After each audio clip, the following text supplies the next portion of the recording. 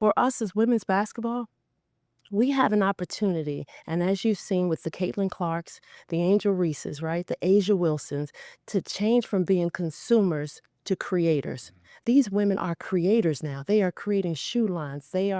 She, Angel Reese walked the runway with, Victoria's Secret.